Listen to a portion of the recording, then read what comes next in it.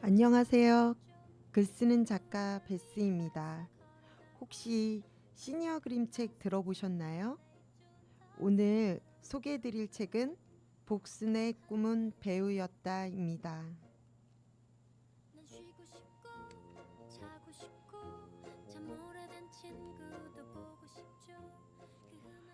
복순의 꿈은 배우였다. 텔레비전 속 여주인공은 너무나 근사했다. 눈빛도 목소리도 이 세상 사람 같지 않은 비주얼. 손거울을 슬쩍 비추어 본다. 이름에 걸맞는 이놈의 코는 퉁퉁하게 부어오른 뭉툭한 콧날로 세련미를 떨어뜨린다. 어머, 코가 참 복스럽게도 생겼네. 복코야 복코. 빨래 집게도 꽂아보고 집게와 엄지손가락으로 꼭 집어보기도 하지만 이놈의 코는 벌겋게 달아오를 뿐 줄어들지를 않는다.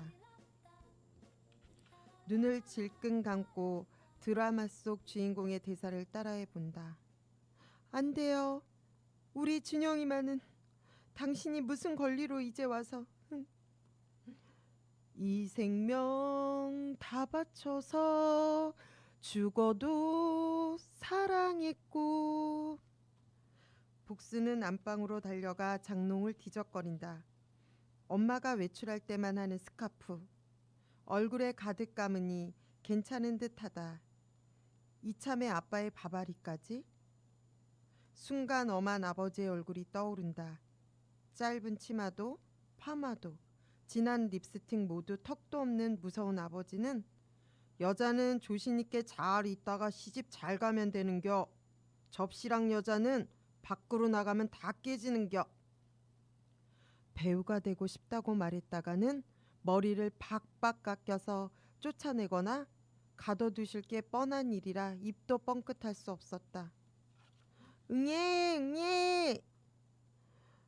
아기의 울음소리에 정신이 든 복수는 60이 넘은 자신의 자리로 돌아온다. 그럴 때가 있었지. 꿈꾸는 것만으로 설레는. 아이고 우리 준이 할미가 딴 생각을 했구먼. 배고파서 그러지. 얼른 우유를 타서 입에 물리자 손주 녀석은 언제 그랬냐는 듯 숨을 헐떡이며 잘도 빨아댄다. 문득 단짝 금이 생각이 났다. 부잣집 딸의 얼굴까지 예쁜 금이의 꿈도 배우였다. 아무한테도 말하지 못하는 복순에 비해 금이는 자신있게 자신의 꿈을 이야기했다. 어느 날인가 서울로 간 금이가 드라마에 나온다기에 콩닥거리는 가슴으로 텔레비전을 본 적이 있다.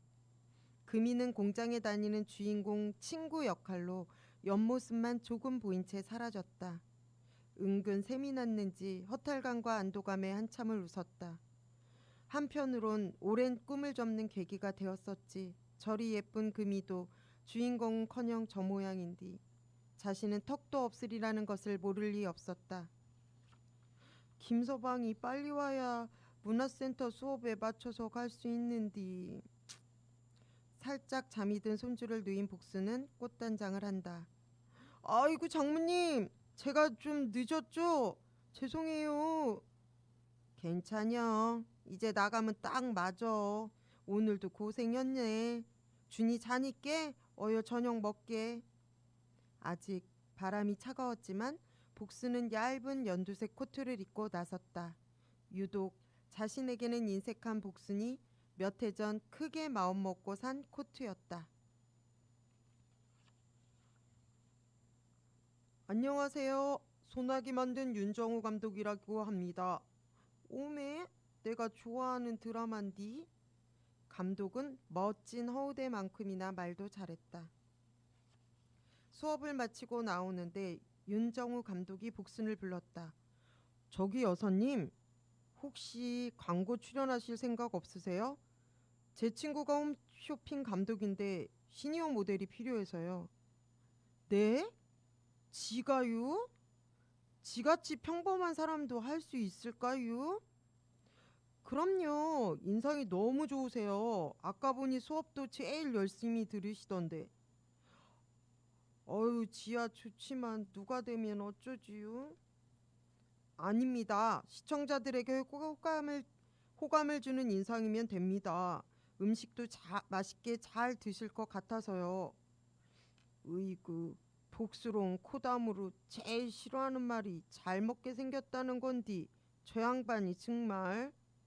근데 시방 투덜거릴 때가 아니다. 절호의 찬스, 인생 최대의 기회가 왔는데 말이다.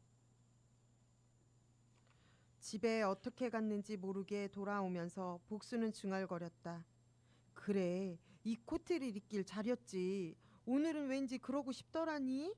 드디어 내 진가를 알아봐 주는구먼. 그러다 또 누가 알아? 뭐시더라? 픽업인지 모식인지 그게 될지도 모르자녀? 복수는 현관문을 열자마자 소리쳤다. 연희야! 김서방! 나 홈쇼핑 출연한다. 진짜? 엄마 진짜야? 근데 그거 뭐 사기 그런 거 아니고? 얘는 우리 수업에 오신 선상님이셔. 소나기 드라마 감독이랴. 복수는 신이나 딸에게 모형함을 보여줬다. 맞네. 이 사람 엄청 유명한 감독인데. 와, 우리 엄마 대단한걸? 3일 뒤 복수는 김서방이 사준 새 스카프를 들고 스튜디오로 갔다. 여보시오? 감독님, 저 도착했는디요. 감독은 박 PD라는 사람을 소개하고 촬영이 있다며 자리를 떴다. 역시 윤 감독이네요. 제가 찾던 분입니다. 저희가 팔 상품이 갈비인데요. 가족이 같이 식사하는 모습을 찍을 거니까 되도록 카메라 보지 마시고 편하게 드시면 됩니다. 레디 고! 드디어 온 화면이 켜지면서 쇼호스트의 인사가 시작되었다.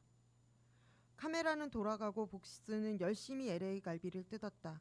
어금니 하나 없는 것이 불편한 데다 카메라가 신경 쓰여 먹는 척을 하려니 진땀이 났다. 상대 영감님은 경험이 꽤 있는지 능청스럽게 웃으며 잘도 먹었다.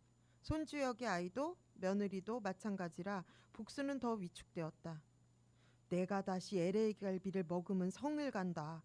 너무 먹어댔더니 속까지 울렁거렸다. 에이구, 배우란 것도 아무나 할 것이 아니네. 아이고 힘들어. 그때 문득 금이 생각이 났다. 연희도 김서방도 글쓰기 동기들도 다 보고 있을 텐데 주눅든 모습으로 비춰지면 안 돼. 까짓것 해보는겨. 그냥 울 애들하고 먹는다 생각하자. 만난 고기 공짜로 먹는 건디 호강이지. 그렇고 말고. 복수는 어릴 때 텔레비전 속 배우를 따라하던 자신의 모습을, 자신의 오랜 꿈을 떠올리며 용기를 냈다. 매진이라는 화면이 뜨고 촬영은 끝이 났다. 처음 하시는 거 치고 너무 잘하셨어요. 힘드셨죠? 고생하셨습니다. 그럼 여태 내가 흉내낸 것이 얼만디? 상경한 영자가 되었을 땐 젓가락을 불에 대어 머리를 돌돌 말고 콧소리를 내보고, 버스 차장을 연기할 땐 껌을 씹으며 장롱을 두드리다 엄마한테 맞아 죽을 뻔했다. 진사댁 아가씨 대신 시집가는 이쁜 일을 할 때는 자신의 신세가 서러워 울다가 웃고, 여로를 흉내낼 땐 바보 영구가 되었다가 고단한 시집살이를 하는 분이도 있었다. 그 중에 최고는 러브스토리 제니의 대사. 사랑은 미안하다고 말하는 게 아니에요. 5만 원의 쌈짓돈까지 보태서 가족들 선물을 사들고 들어오는데 어째 집이 조용했다. 야들이 다 어디 간겨? 불은 왜 꺼져 있고? 갑자기 딱 소리와 함께 케이크를 든 사위와 딸이 나왔다. 장모님 축하드려요.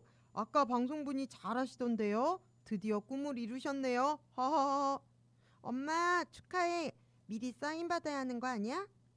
아이고 넘사시럽게 케이크는 무신. 아이고 2번은 못하겠다. 어찌나 똑같은 걸 계속하라고 하는지. 아휴 엄마 필요한 거나 사지 왜 우리 걸 사요. 촛불 끄세요. 그래 그러자. 오늘따라 맥주가 아주 맛나구먼. 근데 김서방은 내 꿈을 어찌 알았누? 그게 연희가. 우리 엄마 감수성이 풍부하잖아. 누가 봐도 다 알아요. 그리고 이제야 고백하는데 내가 엄마 일기장 몰래 봤거든. 너? 딸을 흘깃 째려보던 복수는 집의 따스함과 가족의 사랑에 가슴이 뭉클해졌다. 복수는 빨개진 눈을 감추려 슬쩍 일어섰다. 그만 들어가 누워야겠다. 어여들 쉬어. 방으로 들어온 복수는 거울에 비친 자신의 모습을 보았다. 에구, 그새 나도 많이 늙었구나. 17 별들의 고향을 보러 가려고 엄마 화장품 몰래 바르고 극장에 들어갔었는데 학생과장 선생님 단속 나와 들키는 날엔 죽음이었는데 목숨 걸고 보러 갔었지. 그땐 그랬지. 화장대 옆에 포장된 선물과 메모가 보였다. 울 엄마 화이팅. 언제나 응원할게요. 브로치가 예뻐서 하나 샀어. 다음엔 새 코트 사드릴게요. 엄마의 영원한 열혈팬 드림. 그래, 내가 꿈꾸던 주인공은 바로 지금의 나일 거야. 척이 아닌 누구도 살아보지 못한 내 인생의 주인공. 복수는 눈물을 훔치고 브로치를 달아보았다. 거울에 비친 자신의 얼굴이 오늘따라 더 화사해 보였다.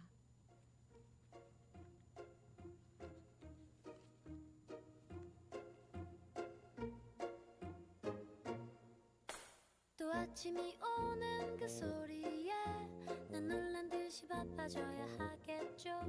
또 무언가를 위해서 걸어가고. 안녕하세요. 여기는 서울시 교육청 학부모 방송국 학부모당 TV고요.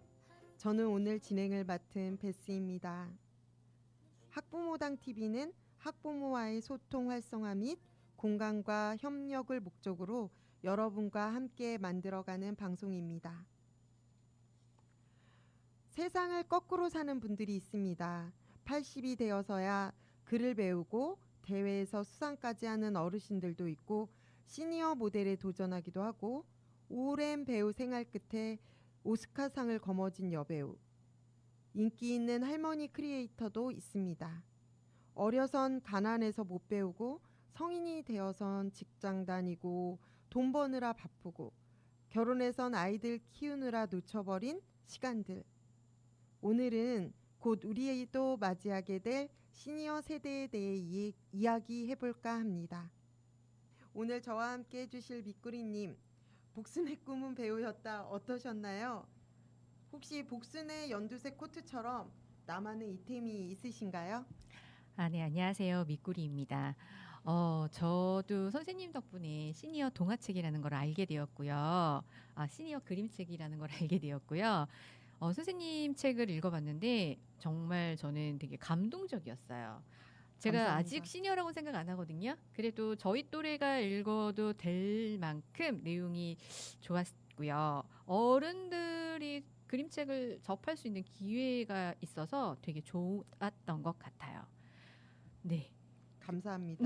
그러면 혹시 미꾸리님만의 네. 그 이템, 나 왠지 이 물건을 가지고 있으면 기분 좋은 일이 있고 행운을 가져다주는 그런 이템이 있으신가요?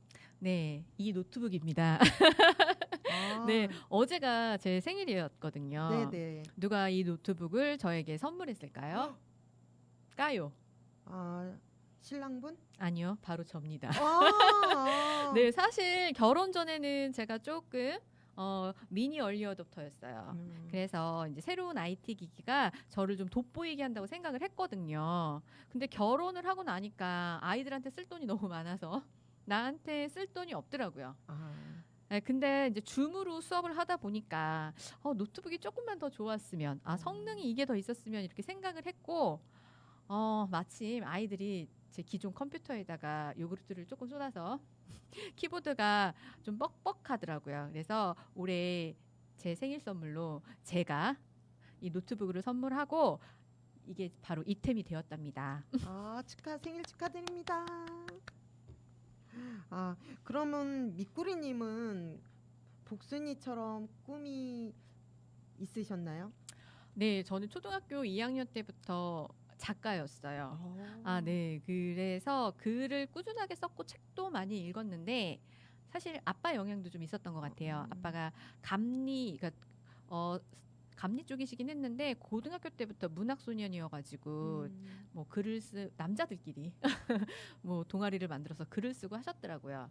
네, 저도 작가였고 그게 이제 조금 뭐 동시 작가, 동화 작가, 뭐 로맨스 소설 작가, 시인 그렇게 바뀌긴 했는데 작가라는 직업은 안 바뀌었었고 제가 첫 직업이 회사에 들어가서 회사 책을 만드는 일을 했어요. 아. 사보라고 아시죠? 네. 네, 그렇게 사보 만드는 일을 거의 10년 가까이를 했었는데 그거는 이제 내 책이 아니다라는 생각이 있고 그래서 나는 작가라고 불리기도 했지만 나는 아직 작가가 아니다라는 생각이 있어서 아직도 작가라는 꿈을 꾸고 있답니다. 충분히 가능하십니다. 혹시 또 선물에 대해서 좀 얘기를 나눠볼까 하는데요. 네. 혹시 이렇게 뭐 가장 기억에 남는 선물이라던가 오늘 선물 얘기를 하셨는데 네네. 또 뭐 저는 제가 얼마 전 강연을 하면서 들었는데 네. 그분이 어릴 적에 굉장히 가난했다고 합니다. 네. 근데 그래서 무언가를 사달라고 하거나 부모님한테 원하지를 않았다는 거예요. 근데 어머님이 오랫동안 이렇게 친구들이 그때 시절에 그러니까 롤러스케이트 같은 걸 다 가지고 있었는데 이제 그걸 염두에 두셨다가 이분에게 선물하셨다고 해요. 그래서 굉장히 많이 울었다고. 그래서 그 선물이 기억에 많이 남는다고 하듯 오래오래 많은 걸 가질 수는 없었지만 그 스케이트 선물 때문에 굉장히 오랫동안 행복했다고 하시더라고요. 네. 혹시 그런 게 있으셨나요? 저는 제가 초등학교 2학년 때부터 작가의 꿈을 꾸게 된 게 아빠가 저에게 사준 시화집이에요. 일기장인데 한 페이지는 시가 있고 한 페이지는 일기를 쓸 수 있게 되어 있는데 거기에 이제 일기보다는 시를 썼던 것 같아요. 말도 안 되는 시긴 하지만 초등학교 2학년이 무슨 시를 쓰겠어요. 근데 그렇게 끄적끄적 거리면서 작가의 꿈을 키워나갔던 그 시화집이 사실 가장 기억에 남아요. 너무 예뻤어요. 멋지십니다. 혹시 아까도 말씀하셨지만 시니어 그림책에 대해서 미꾸리님은 이미 알고 계시지만 네네. 또 여기 계신 분들은 잘 모르실 수도 있을 것 같아서 네. 제가 이제 저희 시니어 그림책에 대해서 소개 잠깐 해드리려고 너무 해요. 좋아요. 네네. 제가 어른 그림책 연구회라고 그 모임을 하고 있는데요. 저희가 여기서 이제 어르신들 고단한 삶을 살아내는 어르신들에게 이제 그들만의 이야기에다 따뜻한 그림을 담아서 전하고 싶어서 할머니의 정원, 엄마 도자기, 선물, 늦지 않았어, 하얀 봉투 등이 있는데요. 이제 엄마 도자기는 여행 가는 것보다 도자기가 더 좋은 엄마 이야기고요. 선물은 엄마의 생일날 따님이 이렇게 생일상을 차려주면서 추억하는 그런 이야기고요. 결코 늦지 않았어는 퇴직한 교감 선생님의 새로운 인생 도전기. 그리고 하얀 봉투는 경로당에 모인 마침 그날이 어버이날인데 자식들에게 받은 선물 이야기, 좀 감동적인 이야기입니다. 그래서 이런 저희가 시니어 그림책을 만들고 있으니까 여러분들도 많이 읽어주셨으면 좋겠습니다.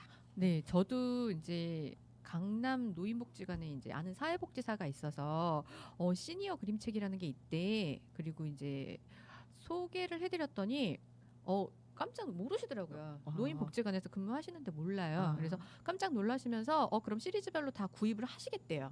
그래서 다 구입을 하시고 경로당 이제 어르신들하고 같이 다 읽으셨는데 빈말이 아니고요. 진짜로 복순의 꿈은 배우였다가 가장 재미있었다고 합니다. 네. 감사합니다. 네. 제가 그때 미꾸리님 말씀 듣고 굉장히 감동적이었는데 이렇게 홍보도 해주시고 그러니까 많은 분들이 조금 더 내 얘기 또 그때 얘기 추억하면서 또 지금 삶을 또 재미있게 사셨으면 좋겠습니다. 네. 올해는 60+ 책의 해인데 혹시 알고 계셨나요? 이것도 베스님 때문에 알았어요. 네네네. 제가 아직 60이 안 돼서 그런지 모르겠는데 네네. 60+ 책의 해라는 거는 베스님한테 듣고 알게 되었답니다. 네, 감사합니다.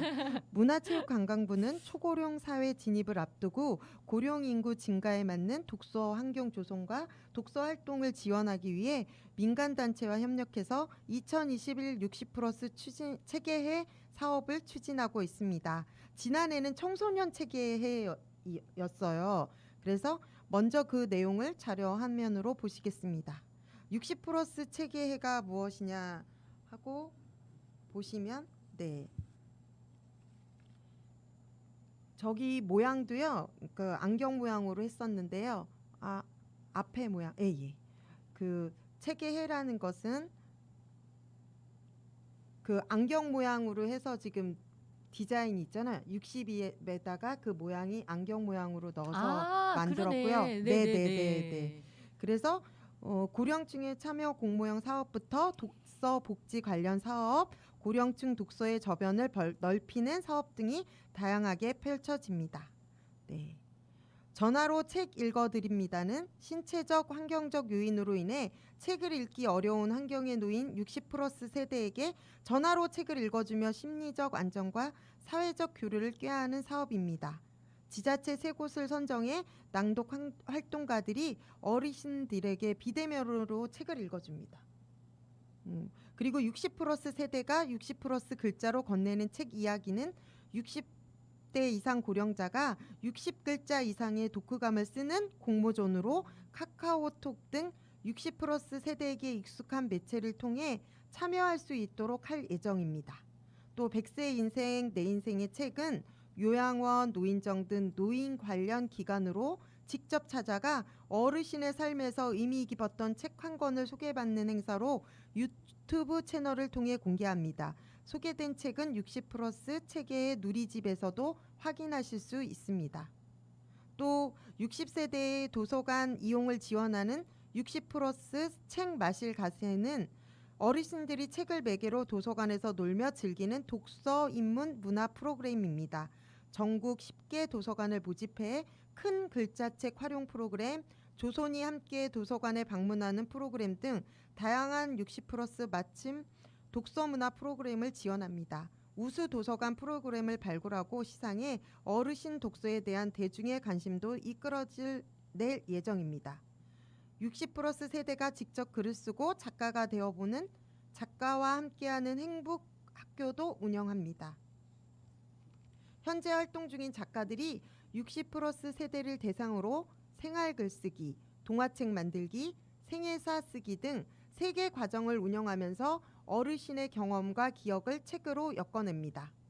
치매 환자를 위한 책 선물은요,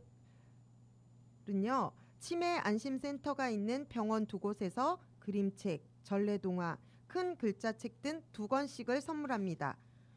60+ 책 추천은 나이 들에 대한 성찰, 손주와 함께 읽으면 좋은 책, 젊게 사는 비법 등 60+ 세대가 관심을 가질 만한 주제의 다양한 책을 추천해 60+ 체계의 누리집에 올리고 영상으로도 제작합니다. 저도 어그영과 함께 이번에 그림책 서평을 올리고 있습니다. 네, 미꾸리님이 여기서 네네. 좀 좋을 것 같은 프로그램 있으신가요? 사실 제가 아까 선생님 책도 그렇지만 어르신들이 읽을 수 있는 그림책이 있는 게 굉장히 좋은데 글씨가 잘 안 보여가지고 글 읽기 힘드신 분들이 계시잖아요. 네네. 근데 여기서 전화로 책 읽어주는 거 너무 좋은 것 같아요. 그죠. 네네. 그리고 치매 환자들한테 책을 주는 것도 좋은데 읽으실 수 있을까요? 그러니까 좀 약간 너무 네네. 조금 경단계 네. 심하지 않은 분들에게 해주는데 아마 주위에서 이제 읽어주시고 뭐 또 보조해 주시는 게 필요할 것 같아요. 네네. 저는 여기서는 아까 말씀드린 전화로 책 읽어주는 게 제일 마음에 드네요. 아 그래요? 네네. 그리고 여기 말씀해 주신 것 중에 왜 큰 책도 있거든요. 네네. 그 큰 글자책 프로그램도 네네. 있고요. 아무래도 자꾸 이렇게 도서관에 오셔서 지금 아직 코로나 상황이긴 하지만 도서관에 많이 오셔서 손주들과 함께 자식들과 함께 같이 이렇게 해보면 훨씬 공감대가 좋아지지 않을까. 네, 그것도 좋은 것 같아요. 어르신들 중에 유치원이나 어린이집을 다니면서 그림책을 읽어주시는 할머니 뭐 그렇게도 있더라고요. 그러니까 관심 있으신 분들은 많이 참여하실 것 같아요. 네, 미꾸리님도 많이 홍보해 주시고 네네. 부탁드립니다. 네. 그럼 이번엔 다양한 영역에서 활약하고 계신 시니어분들에 대해 이야기 한번 해볼까 해요. 먼저 제가 그 윤여정 배우님이 오스카 여우조연상을 수상하셨잖아요. 그래서 오랫동안 한 길을 걸어온 사람들에게 희망을 주었다는 게 가장 큰 것 같은데 제가 마침 이 복순의 꿈은 배우였다가 책이 완성된 날 이 네네. 배우가 그 상을 타신 거예요. 아 진짜요? 네, 네. 와우. 그래서 제가 사실 코로나 때문에 책이 지연이 많이 돼서 서운하던 참에 주위에서 이거보다 더 큰 홍보가 어디 있겠느냐. 그러게요. 네, 되게 축하를 많이 해줬어요. 그래서 제가 덤으로 혜택을 많이 본 1인입니다. 그리고 또 저기 이번에 타임에서 선정한 세계에서 가장 영향력 있는 백인의 뽑히기까지 하셨대요. 네네. 그래서 저희 나라 정말 많이 알리고 계신 멋진 분인 것 같아요. 그리고 또 혹시 미꾸리님 밀라논나 아시나요? 이분도 베스님 때문에 알았어요. 네네. 네네. 많이 배웠네요 베스님한테. 이분이 네. 처음으로 밀라노에 유학하신 분이기도 하고 아, 네. 또 지금 인기 크리에이터신데요. 네. 화려한 경력 뒤에는 상품 백화점 붕괴로 동료들을 잃으셨대요. 이분이 그날 마침 출근을 안 하셔서 네네.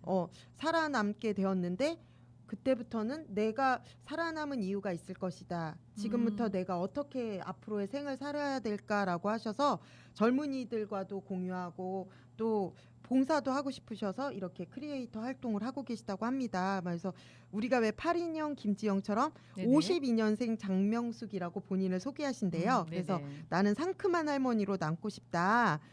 젊은이들 제발 하루하루를 숙제처럼 말고 좀 축제처럼 살으라고 하는데 전 그 말이 되게 짠했어요. 제가 숙제처럼 살고 있었거든요.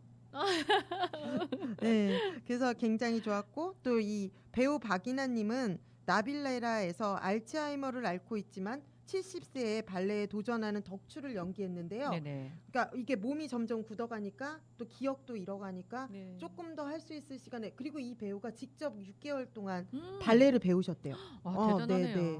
그리고 그걸 했다고 하니까 또 우리에게 꿈을 주기도 하고 해서 이 되게 의미 있는 것 같아서 그 열정이 대단한 것 같습니다. 네.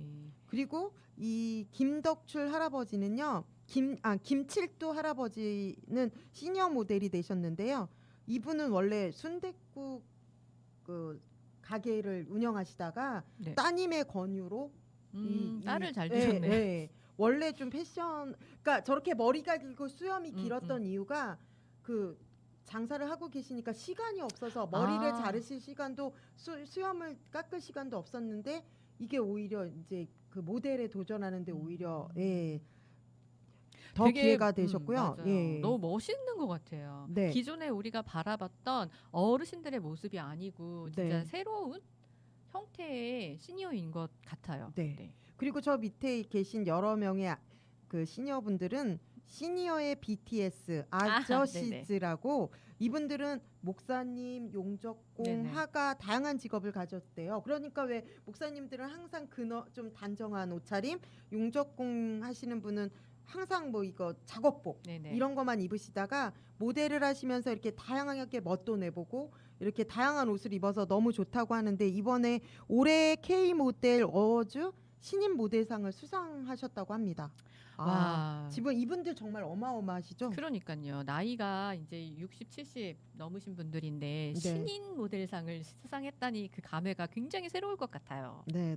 저도 그래서 이번에 이런 거 책하고 함께 이런 걸 준비하면서 굉장히 많이 놀랐습니다. 그리고 조금 더 저도 열심히 살았다고 생각하는데 더 열심히 살아야겠다라는 생각이 들었습니다. 더 어떻게 열심히 사세요? 지금보다 어떻게 더? 네. 누구나 롤모델이 있죠. 우리 미꾸리님은 제가 진짜 막 감동적이었던 게 나는 내가 생각하는 시니어가 될 거야라고 하셔서 진짜 되게 멋있으셨는데 네. 친환경 활동가, 시니어 여가 활동 지도사, 네. 요양보호사 등 네. 시니어와 관련된 활동을 저보다 훨씬 많이 하고 계신 거예요. 네. 어떤 계기가 있었나요? 훨씬 많이는 아니고요. 제가 원래 이제 아이들을 가르치는 일을 하고 어르신들 돌봄이나 교육에는 사실 관심이 없었어요. 근데 이제 아동복지 때문에 사회복지사 자격증을 따놨는데 그걸 따놓으면 요양보호사 자격증을 이렇게 쉽게 취득할 수 있다고 하더라고요. 그래서 올해 그러니까 원래 작년부터 하려고 그랬는데 작년에 코로나 때문에 아무것도 못 하고 올해 이제 자격증 공부를 하면서 어르신들에 대해서 내가 몰랐던 걸 너무 많이 알게 됐어요. 그래서 어르신들도 돌봄과 교육이 필요하구나라는 거를 절실하게 알게 됐고 교육을 받는 와중에 이제 동작구에서 시니어 여가 활동 지도사 과정을 모집을 하더라고요. 그래서 저걸 따놓으면 나중에 당장 한다는 건 아니에요. 어르신 유치원 같은 걸 하게 된다면 내가 할 수 있겠다. 왠지 좀 관심이 딱 가서 그 강의를 들었어요. 그 강의를 듣고 있는데 그 와중에 또 이제 우연인지 그 시니어 재활용 그 만들기 과정을 제가 강의를 하게 됐어요. 그리고 또 이제 수료를 딱 하고 나니까 관련은 없는데 또 어르신들이 포함된 친환경 교육을 또 맡게 됐어요. 그래서 생각해 보면 내가 관심이 없으면 아무 기회도 주어지지 않는데 관심을 조금씩 가지고 시작했더니 그게 나한테 다시 돌아오는 것 같더라고요. 네. 특히 하시면서 보람되거나 네. 난 이건 진짜 재밌고 좋았다 이런 거 있으신가요? 그게 관련이 있는지 모르겠는데 사실 어르신들 교육이 저는 되게 무섭고 두려웠거든요. 저분들이 내가 강의를 했는데 애들처럼 좋아해주지 않고 저분들이 막 뭐라고 하면 어떡하지? 한 명도 그런 분이 없으세요. 호응을 안 해준다거나 그럴까 봐. 근데 너무 좋으시고 교육에 너무 적극적이시고 이걸 몰라서 안 하시는 거지 배우시는 열정도 정말 어디 뒤떨어지지 않아요. 예, 그런 모습을 볼 때 내가 이 시니어 교육에 발을 담근 게 참 잘했구나라는 생각이 들더라고요. 멋지세요. 미꾸리님을 제가 응원합니다. 감사합니다. 그리고 우리 이번엔 좀 추억 한번 해볼까요? 어릴 적 추억하면 빼놓을 수 없는 분들이 있어요. 그죠? 네. 할아버지 할머니인데요. 어떤 분들은 엄마 아빠보다도 그분들과 함께한 시간이 더 많은 분도 계실 텐데요. 추억 소환 부탁드릴게요. 잠깐 제 얘기 먼저 하자면 저희 외할머니가 간호원이셨거든요. 근데 무척 엄하셨어요. 그래서 제가 그냥 아주 어릴 때 부산에 살았었거든요. 근데 그렇게 흙을 주워 먹었대요. 그리고 왜 그러셨어요? 왜 그때 연탄재도 있었잖아요. 그것도 네네. 이렇게 집어 먹었다고 하더라고요. 왜 그래서 그러셨을까? 할머니한테 부지깽이로 많이 맞았거든요. 이게 연탄집게. 네네네네. 그래서 외할머니는 왜냐면 간호원이니까 그 흙 속에 얼마나 그쵸. 병균이 많은데 그걸 집어 먹냐고 해서 저는 많이 맞았습니다. 네, 미꾸리님 어떠셨나요? 저는 오늘 울지 말자 생각하고 왔는데 과거를 자꾸 소환하면은 눈물이 날 것 같잖아요. 그 할아버지는 이거는 슬픈 얘기 아니고요. 이렇게 등산을 좋아하셨어요. 그래서 새벽 4시 5시에 항상 등산을 관악산으로 가셨거든요. 근데 어느 날부터인가 이제 할아버지가 우리랑 같이 살게 됐어요. 그래서 5시에 할아버지를 따라서 관악산에 올랐던 기억이 나는데 거기 가면은 이렇게 종이컵에 들깨죽을 팔았어요. 쭉 포장마차가 있는데 그렇게 들깨죽도 먹고 별똥불이 또 그렇게 많았어요. 그래서 별똥불 보면서 소원도 빌고 그 오가는 사람들과 인사로 야호 야호 했던 기억이 나요. 근데 이제 할아버지는 이 세상에 안 계시지만 관악산만 오르면 이제 할아버지 생각이 나는 거죠. 또 이제 할아버지 얘기를 하면 제가 이제 아빠 만년필을 한번 망가뜨린 거예요.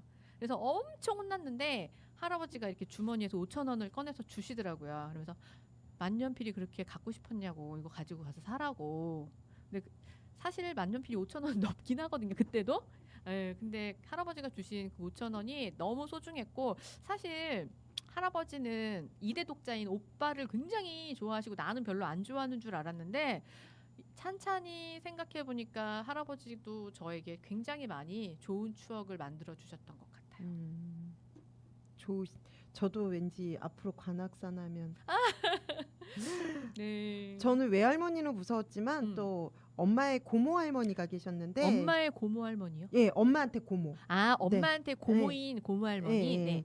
정말 고우시고 인자하셨어요. 그래서 방학 때마다 제가 할머니가 신사동에 사셨는데 항상 할머니 댁에 놀러 가곤 했는데 늘 맛있는 음식도 해주시고 밤에 잘 때도 막 발을 주물러 주시면서 아이고 우리 갱이는 발도 이쁘다 막 이러시면서 진짜요? 네 그럴 정도로 예뻐하는데 그러니까 아이들이 할머니가 저희 집에 또 놀러 오시잖아요. 그러면은 막 와서 와 예쁜 할머니 왔다 막 이럴 아, 정도로 고우셨구나. 네 되게 고우셨어요. 그래서 저는 그 할머니에 대한 기억이 굉장히 많아요. 네네.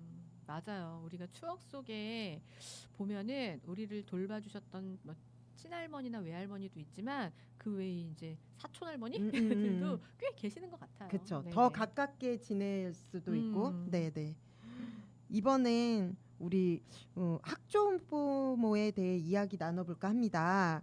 손주를 키우는 할머니 할아버지들이 육아를 넘어 교육에도 적극적으로 나서고 있는데요. 이들을 일컫는 학조부모라는 말이 널리 쓰이고 있어요. 그러게요. 그죠? 네. 과거엔 조부모가 손주를 돌보고 학교 일은 부모가 챙겼다면 요즘은 학부모 모임, 학원, 숙제까지도 할머니들이 도맡아 하고 계시대요. 네네. 아이 입시에 성공하려면 엄마의 정보력, 아빠의 무관심, 할아버지의 재력. 근데 요즘은 할머니의 운전 실력이 추가됐다고 합니다. 진짜요? 네, 어떻게 생각하세요? 우리 친정 엄마는 손주들을 잘 봐주시긴 하는데 운전은 못 하셔가지고. 근데 네 사실 저희 동네가 오래된 동네예요. 아파트가. 그래서 조부모님들이 손주를 케어하는 경우가 굉장히 많아요.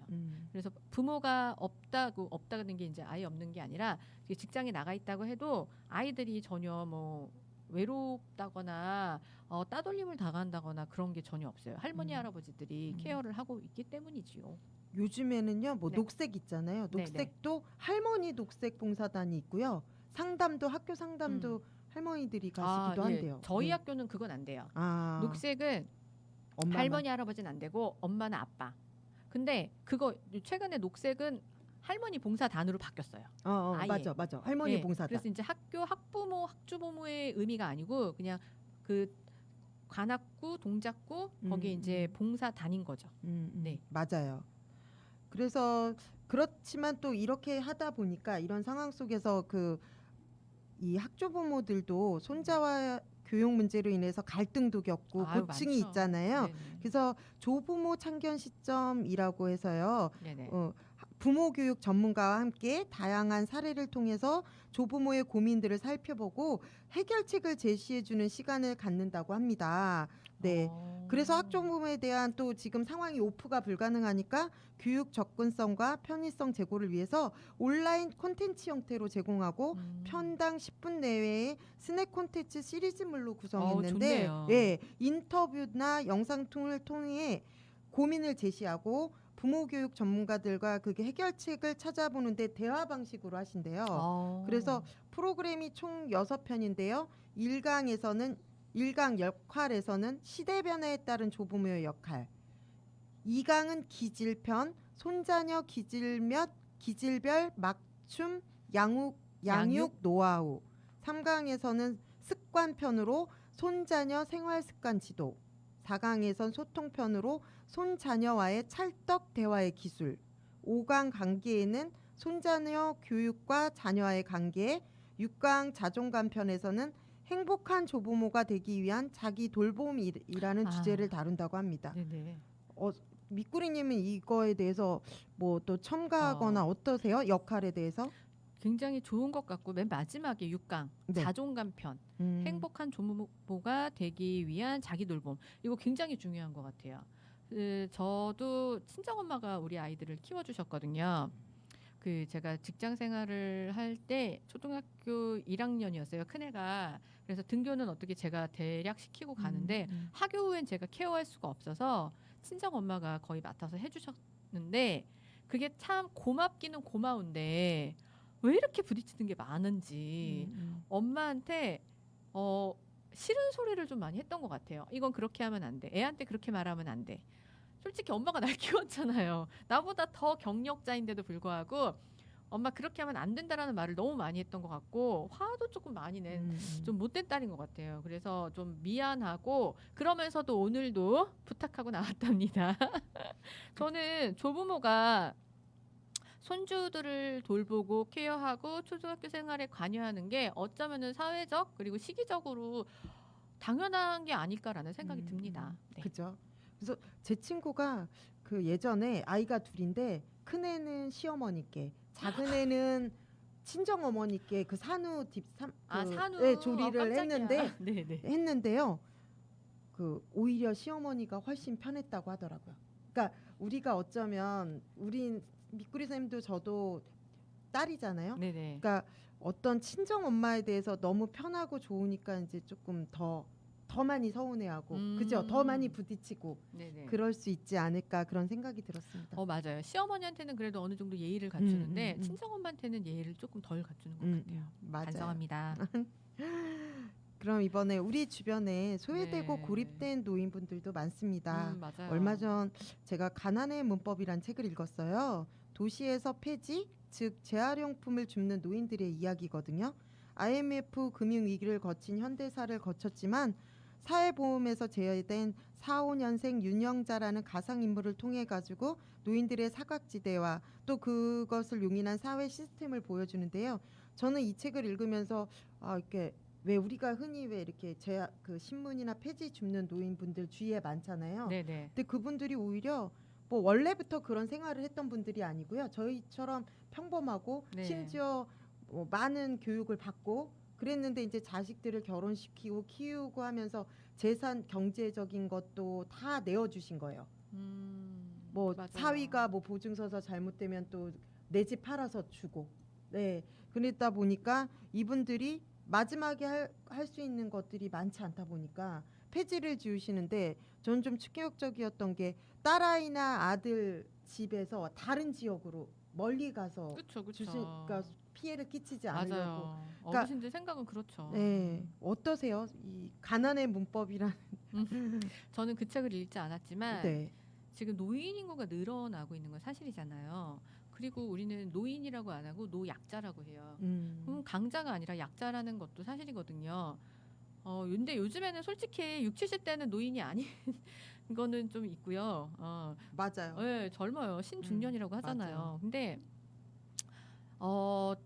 고생하신 분들이잖아요. 어쨌든 뭐 진짜 뭐 돈이 너무 많아서 평생을 펑펑 쓰다가 뭐 늙었다 그런 사람 제외하면 어쨌든 다 젊은 시절에 고생을 발판 삼아 노인이 되었는데 노인이 된 후에도 보살펴줄 곳이 하나 없다면 그건 정말 아니라고 생각을 해요. 그래서 노인 인구가 늘어나고 있고 스스로를 책임져야 되는 노인들이 많아진 지금 이 시점에 이에 맞는 사회복지라던가 사회 시스템이 개선돼야 되지 않을까 이런 생각을 하고 있습니다. 저도. 맞아요. 제가 바로 하고 싶은 말이 그거였어요. 네, 그렇게 말씀해 주셔서 감사합니다. 제가 할 말을 뺏은 건 아닐까요? 아니에요. 너무 네. 딱 역시 우리는 잘 맞는 것 같아요. 네네. 버팀목 세대라는 말이 있습니다. 가계 경제의 주된 수입원으로 부모와 자식을 모두 부양해야 하는 버팀목 역할을 하였으나 정작 본인을 위한 노후 준비는 소홀한 상태에서 은퇴 시기를 맞는 세대를 말합니다. 왜냐하면 저희도 지금 당장 아이들 입시, 아이들에 대해서만 걱정하지 저희들 별로 노후 준비는 하지 않잖아요. 그래서 그렇죠. 이런 부분을 저희도 한번 우리한테로 좀 초점을 맞춰보면 어떨까. 네, 아직은 우리가 시니어 세대가 아니지만 네. 좀 우리가 미리 또 우리의 미래도 생각해보고 지금 우리 곁에 있는 시니어분들 뭐 꼭 우리 엄마 아빠 아니어도 시니어 세대분들에게 관심을 가지고 따뜻한 손길과 같이 공감할 수 있는 맞아요. 그 서로 세대 차이라는 게 있잖아요. 네. 그래서 서로 내 성별이 아니고 내 또래가 아니고 우리 나라가 뭐 나라 인종이 아니면 서로 좀 약간 뭐라 그러죠? 서로 이제 좀 멀리하는 그리고 비하하는 약간 차별. 그런 게 있어요. 근데 어르신들도 조금 말이 조금 많고 자기 고집을 가지고 계셔서 주장하시는 것들이 있는데 그거를 보고 어린 친구들은 꼰대라는 말도 사용하고 제가 제일 싫어하는 말 중에 하나인 뭐 뜰딱충이라는 말도 사용하는데 이런 세대 갈등이 없어져야 된다고 저는 생각을 하거든요. 그래서 서로 다르지만 서로 그 다름을 인정하고 그 다름을 인정할 수 있는 시스템이 되었으면 좋겠어요. 네, 맞습니다. 오늘 다양하게 뭐 시니어 그림책이라던가 꿈도 이야기해보고 또 아이들 양육에 아직까지도 힘들게 계시는 학조부모에 대해서도 이야기해보고 다양한 시니어들에 대해서 이야기해봤습니다. 하루하루를 즐기고 꿈을 찾는 여러분들이 되시길 바라며 오늘 방송을 마칠까 합니다. 네, 과거로 돌아가서 시작을 바꿀 수는 없다. 하지만 지금부터 시작하여 미래의 결과를 바꿀 수는 있다. 끝으로 체리필터 우리 날다 들으면서 인사드릴게요. 여러분 날아오르세요. 좋아요 꼭 부탁드립니다.